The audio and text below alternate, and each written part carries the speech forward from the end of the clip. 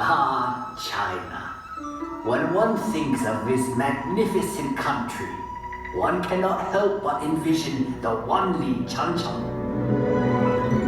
the Great Wall. It once stretched like a mighty dragon across 4,000 miles of China. Welcome, I am Li Bai, a poet of the Tang Dynasty, and I have returned to share with you reflections of my beloved China. Like this great wall, it winds like a road across timeless landscapes, but one can also find landscapes that are ever changing.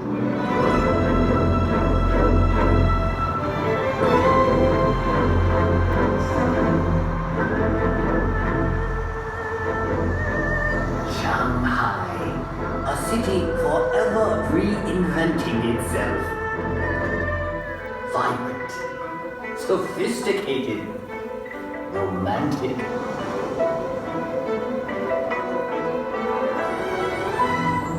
As Shanghai reflects modern China, historic Nanjing Road reflects modern Shanghai. Set your gaze across the Huangpu River and you will find a new China that reaches for the sky. Yet in this city of East meets West, one can still find treasures of Shanghai's stately European influence. Even in the hectic pace of modern China, there is always time for Tai Chi, a tradition that has endured for centuries.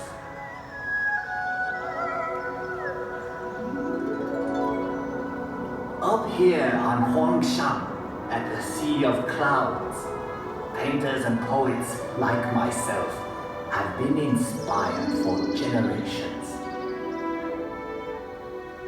In China, we say a poem in every painting, and a painting in every poem. We have had a long history. Much of it has been recorded in this fashion. However, it may be said that the history of the Chinese people is not written in ink, but with water. The mighty Yangtze River. A fellow poet once wrote, traveling against the currents of the Yangtze is more difficult than climbing to heaven. That may have been once true, but no longer.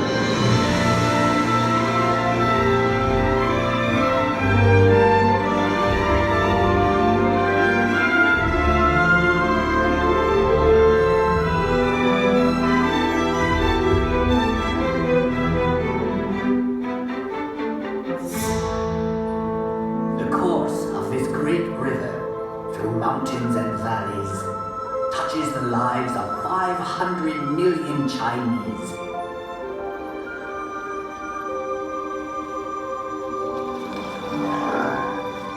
There is no better example of China's harmony with water than Suzhou.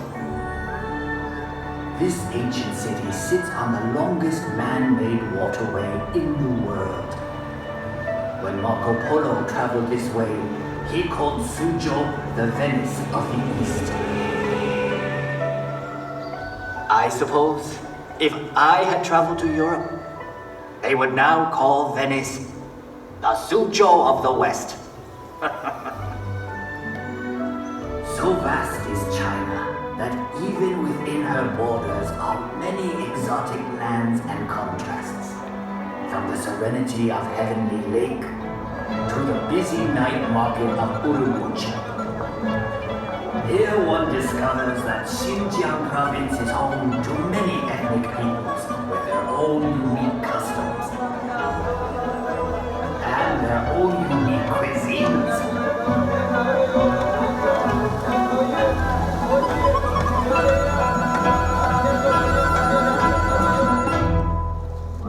Out here in the Gobi Desert, one still finds travelers on the ancient Silk Road, the same road that over 700 years ago brought Marco Polo to these very gates. The gates of Jiayuguan, the extreme western end of the Great Wall. A visit to Inner Mongolia shows us a reflection of an earlier time. Here, the nomadic people still live much as they always have.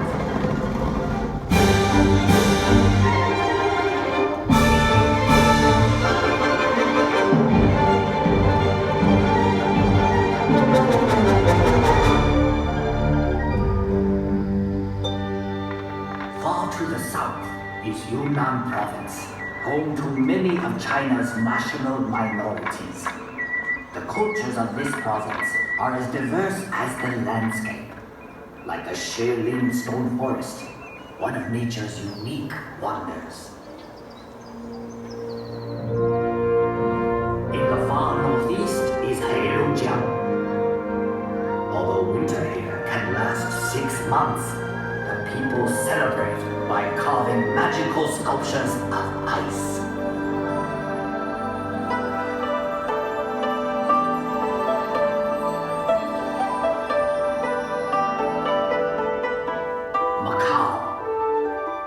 After 400 years, this exotic land of Portuguese charm is once more within China's borders.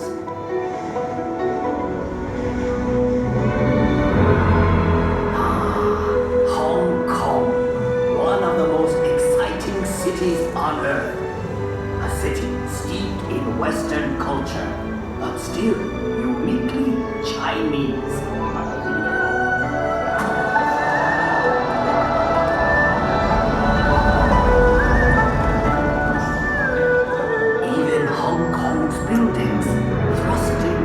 Skyward reflect the city's vitality. Hong Kong, ever on the move. Yes, the Chinese landscape changes swiftly, but one can also find enduring legacies that reflect our past.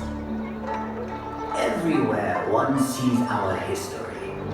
Ancient treasures like the 9-dragon screen reflect our traditions. Dragons were a powerful symbol of the emperor's authority. For centuries, the tombs of China's emperors have been watched over by these remarkable warriors of terracotta and these figures of stone. And for 800 years, this intersection of 3 rivers has been protected by a silent sentinel, the giant Buddha of Lishan. One can find a living legacy of China's past in the world-famous Peking Opera.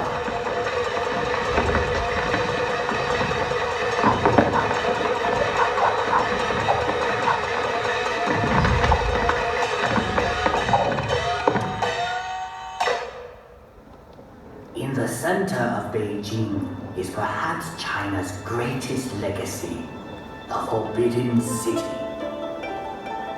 Imagine courtyards that could hold 100,000 members of the imperial court.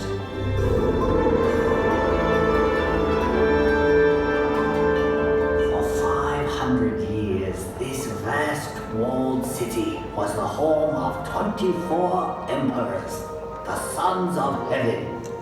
But today, all the world can pass through this gate.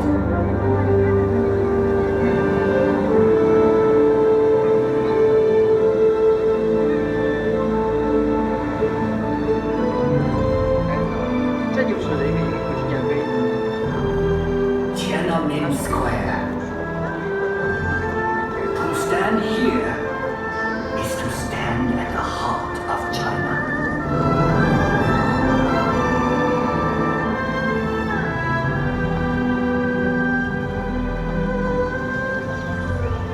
Beihai was once a playground for the Emperor, but now it is a playground for all of China.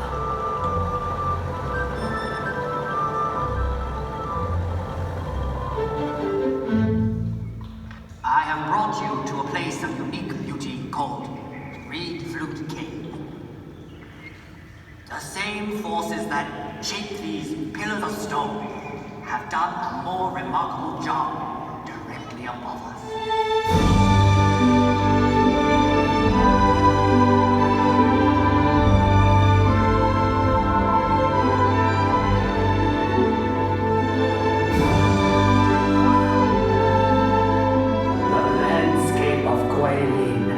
Unsurpassed in all of China.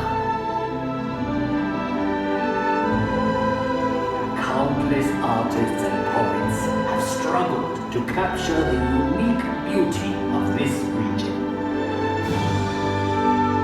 The Li River winds like a silver snake through these scattered dragon's teeth.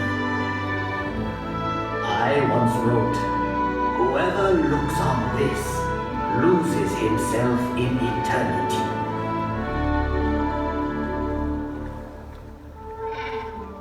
We have seen many reflections of China, but the true face of China can be found in our people.